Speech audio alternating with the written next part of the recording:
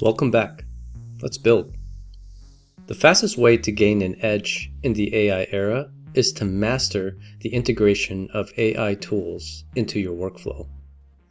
Claude Code has revolutionized programming by turning natural language into production-ready code in real time.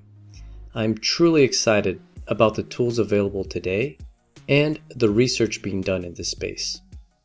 For today's video, I'll show you how I connected two MCP servers, one for Notion and one for fetching websites, to Claude Code and use them to build a fully functional website in minutes. This isn't theory. This is about building faster and better and owning the process from start to finish. Let's jump in by going to Notion and Settings and connect our Notion MCP.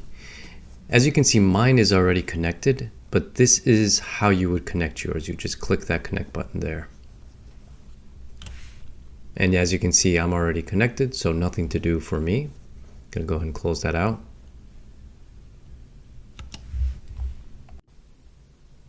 All right, now that that's completed, we'll try one more time, but you'll notice that there's no MCP listed here. We have one more step to do. And so what we're gonna do is actually jump onto the browser and do a quick search for Claude Code MCP servers. We'll go ahead and jump in and let's go ahead and search for Notion. We're looking to add Notion as an MCP server, and here are the steps. We can also click the Notion documentation to find out more.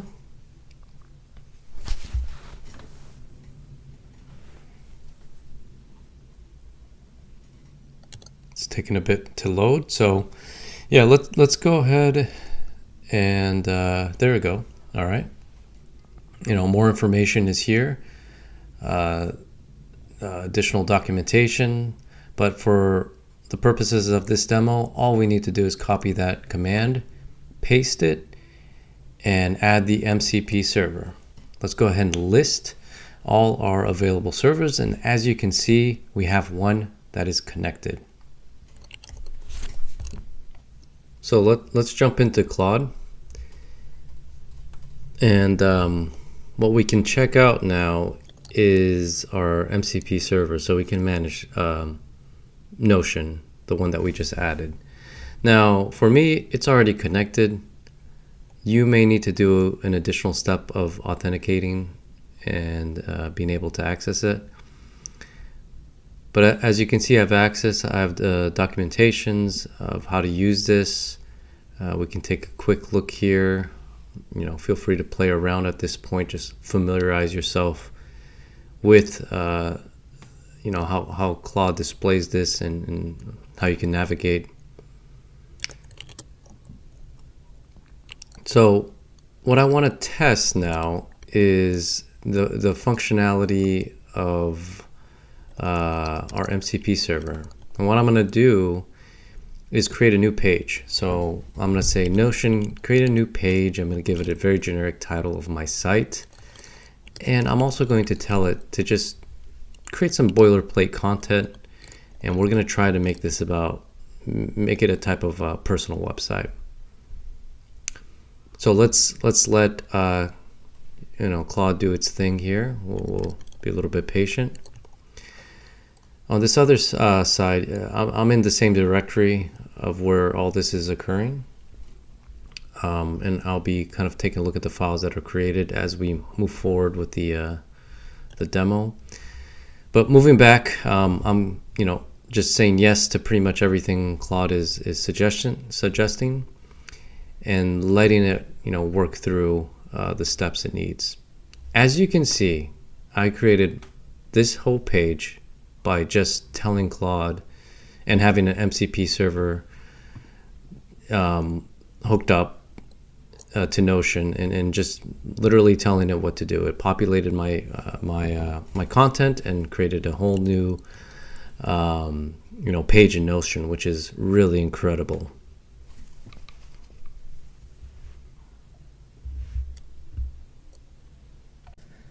All right, now we're going to add our second MCP server, and this one's just simply to perform website searches. It's going to help get more content from the sites that we want. And so there's the command up there. And we'll go ahead and list out our MCP servers again. And this time we should have 2. As you can see, both of them loaded up. It looks good.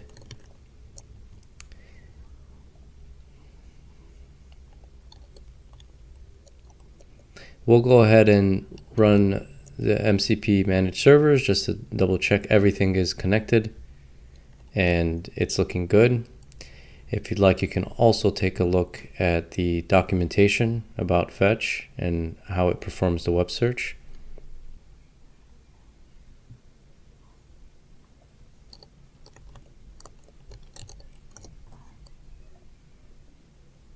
So what we're going to do is use the HTTP fetch command and get a documentation on how to deploy a Python Flask app, and you know how it will be deployed to DigitalOcean, which will be the ultimately the place where we're gonna host our server. We then want to store the contents in a folder called AI Primer. It's going to help us tell Claude what to do, before building out the application. So as you can see, it's working to fetch. It's asking if I want to, perform this command. So I'm going to say yes to just about everything here. And we'll give it a minute for it to run and do the fetch and also store our content in that AI Primer folder located where we're currently at. So I put a // to indicate that, do this on the working directory. And let's see how well Claude Code handles that.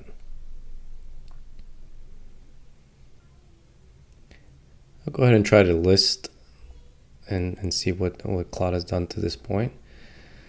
And again, hit yes to just about everything here. We're letting it do the fetching, we're letting it do the creation. And so when we list again, we'll see that new markdown file containing the contents from the website. This looks really good. I'm just opening it up just to see, the content made it through, but everything is looking great up until this point. It's created the file exactly where I wanted and with the content that I wanted. All right. So now let's go ahead and define. Let's define what this site is about. So I mentioned it's going to be some sort of personal site, right? So what we want to do in the Notion document is essentially create a really good description of the site. We also want to provide some steps that Claude should take and consider when building out the project.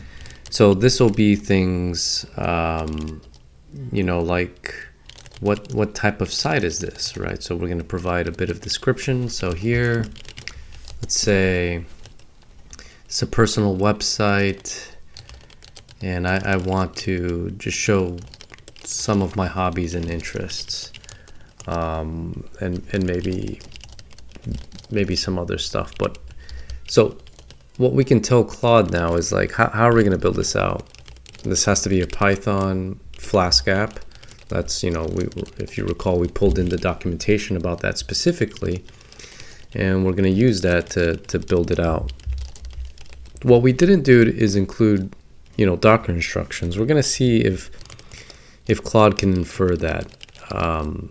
So as you can see, I have 3 main steps so far. I have to build, Dockerize, and test. This is what I want, Claude to focus on. The next piece here is just additional implementation notes.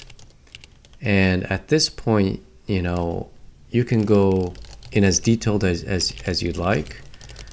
You can also define a folder structure if you like, if you know what you're going for or the type of application you want, or if you just want to be very specific, you can do that. I'm also going to let Claude know that this will eventually be deployed on DigitalOcean in a droplet, or their name for a server, most likely an Ubuntu server, but for now we'll keep it pretty simple. Just say, I need to develop locally, and I need to also be able to deploy to a server. And I'm very specific here by saying DigitalOcean. Let's create a new tab for page structure, and for my personal site, I'm gonna type a few things here. We're gonna get into like what pages we need at this point, and maybe even what type of content we need for each page. So think of this step really as just, baking in all the things that you want your site to have, and just kind of talking out loud, right? You're in the ideation phase. You want to be pretty descriptive, right? I'm not being super descriptive here, but you'll be much more descriptive than I will if you have something very specific in mind. And so this is just a personal website. I may have a home, I may have a contact page. What else? Maybe a page for work. That's maybe my personal profession. And really this section is your chance to kind of define or help shape what that boilerplate is going to look like, and give Claude the chance to work with what you actually want, instead of letting it do its own thing, which may or may not be what you were expecting.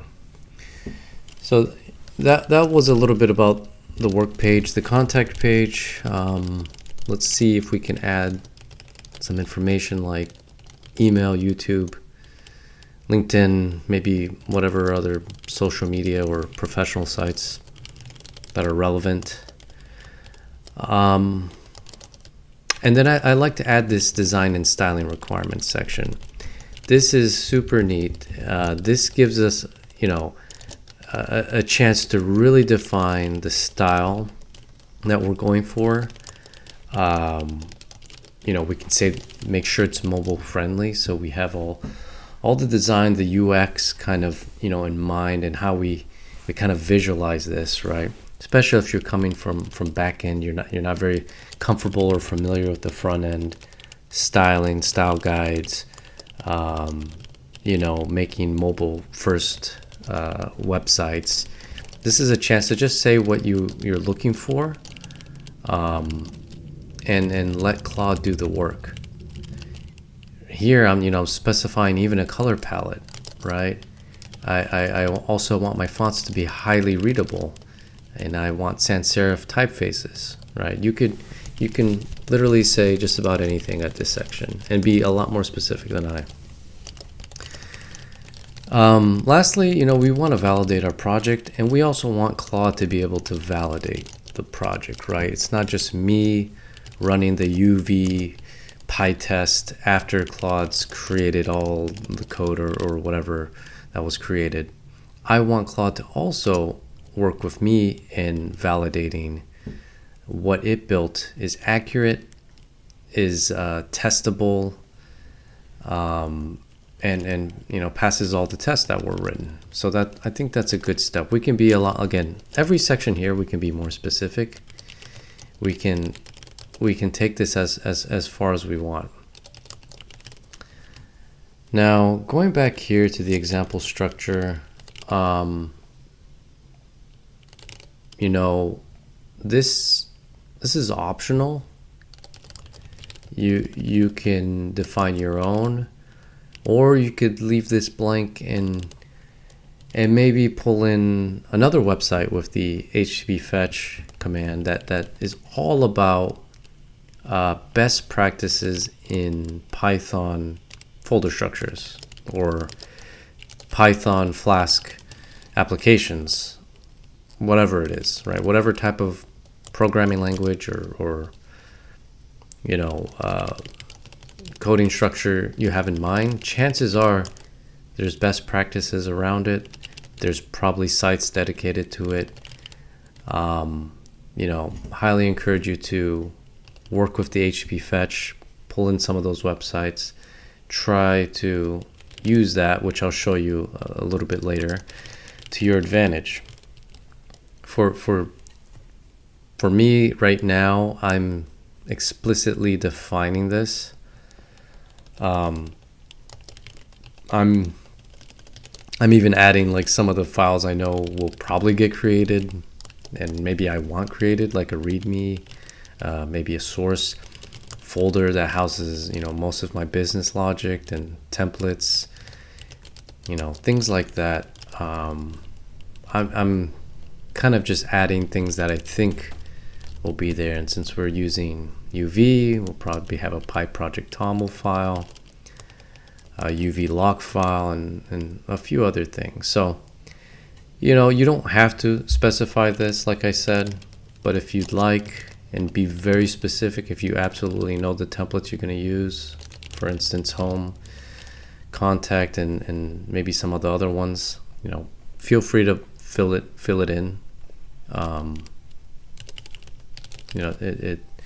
It doesn't hurt and will get you, to be a little bit more explicit in your instructions.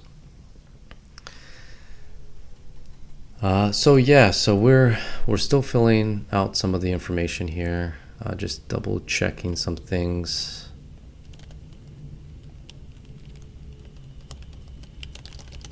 So, if we want to, again, be more specific, we can include some of, for a personal website, we can include some of the things we want, like what are my interests?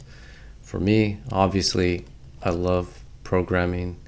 I also enjoy Brazilian Jiu-Jitsu, piano, and just watching MMA. So I'm going to add a few of these.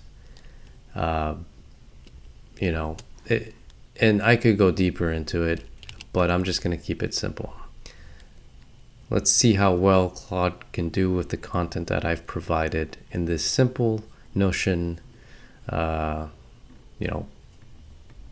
README, essentially for the LLM. So yeah, let's double check everything, make sure it looks right.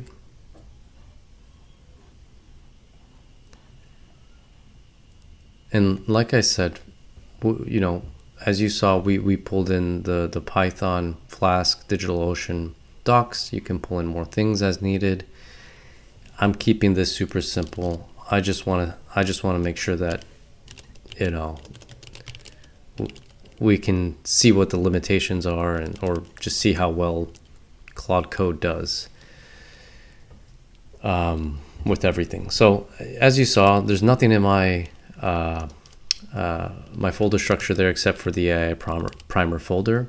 And here's where the magic happens. We're going to tell Claude to read that AI primer folder, everything in there. I mean, we only have one file, but if you had more, just read everything /*.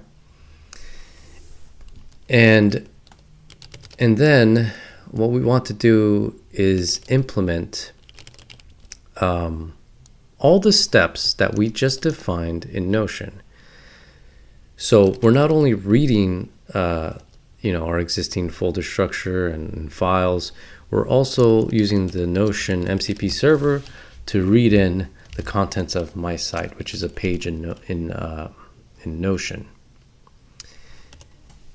And let's kick that off. And we're gonna see how well Claude does. we're gonna let this thing run, and off the bat it creates all the steps, all the steps needed to make this happen. It creates a plan. So we're gonna let this go through it. And I'm gonna click, for all these, I'm just gonna let Claude proceed. If you want to double check anything, fix anything, there's the options for that, but we're gonna let Claude do its thing.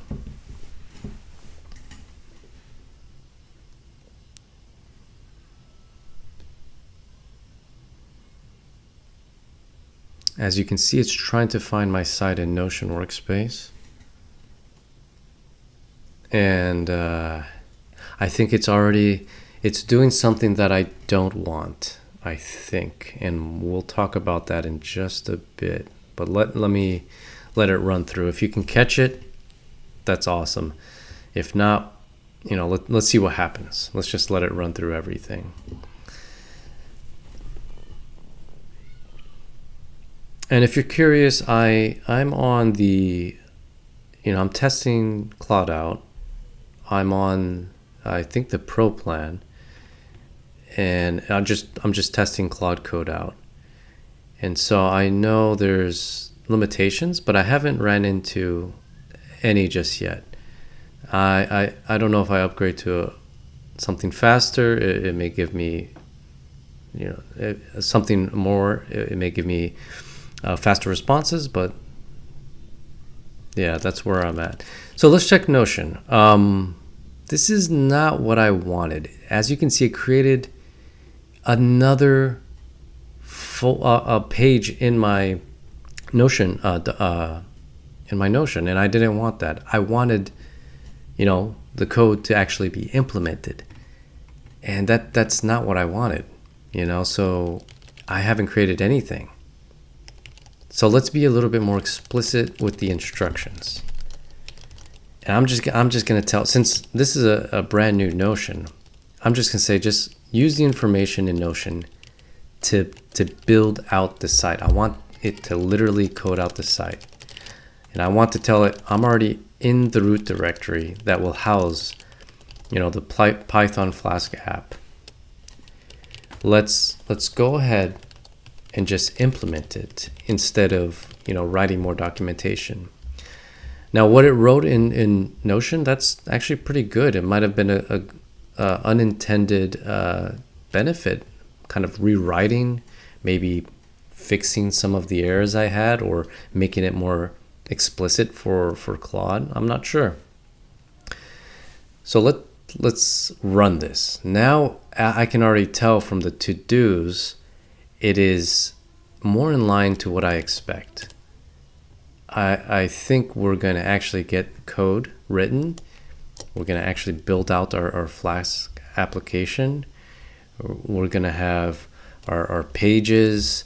I already see CSS styling as a step. So this looks really good. I'm going to let this run.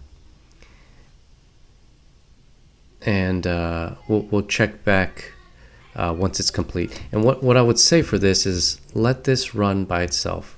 Click the yes and don't ask again as many times as possible, so Claude won't be interrupted and you're not approving each page step by step. You're just letting it build out the application. I'm gonna let this do its thing, and we're gonna check back and see what the results are once it's loaded through. So I'm gonna just speed up this recording a little bit and get to the end result. Okay, great. So we have everything built out. There were some errors, but I'm not fixing anything. I'm just gonna see if we can run this, see if there's any errors when we kick it off. But look at that. We have the full folder structure in place just as we defined. Looks really good. We can check out the README here. Oh, as you can see, there's not actually nothing in the README. So I definitely want to README. So I think it just skipped out on that. So I'm gonna just tell Claude to go ahead and update the README. And we can provide a very specific instructions here as well. We want to know how to run our program locally, and also the deployment steps, because that's going to be very, very critical to the next phase of this project. How do we deploy this? What do we have to do? And so we'll go ahead and let Claude do its thing here. Let it update our README. Let's see if it's going to ask for permission again. I've already granted it permission for making directories, creating files, editing files. So let's see how it handles this one, and let's see how long it takes as well. I'll go ahead and open up a new terminal here in the meantime. I think I'm going to use that one to just run my application. So we get some errors on the left hand side. So it has error reading the file. Let's just go ahead and let it do its thing here. And I want it to create, if it means overwriting, go ahead and overwrite. So I let it run here as well. So it looks like it has some information now, and it's also updating the steps inside the README. So let's give it a second. And okay, so we open up our README. Now we have a lot of content, right? We have information about contributing to the repository. We have configuration details, deployment information, Docker information. I'll have to check the Docker information. Like I said, I didn't provide any clear instructions. Also details about deploying to DigitalOcean. But what I'm looking for is, how do we kick off this project right now? What's the entry point? How can I just test it real quick? And so we'll keep going up and take a look. One of the steps is UV sync to make sure that we have all the packages installed, which was described there. And we have the project, so all we have to do is step number 3 here. UV run our Python app, which is located in our source folder. Let's kick it off and see how well it styled it, how well the information made it there, if we can even access the website. So let's take a look. We'll go to our site here and look at that. Amazing. I'm definitely not a CSS expert, but just looking at this, I really like the structure. I have tabs I have a navigation bar that works. I have, a lot of the content there that I talked about. I have a form already here, probably not hooked into anything, but it's there. Looks really good. It's mobile friendly. I'm very impressed. We got this working in a matter of minutes. Very impressive. Very happy with the end result. If you found this video helpful, please click that like and subscribe. It's gonna help me really keep this channel up and running, and it really gives me inspiration knowing that others find what I'm putting out there helpful. Thank you for your support.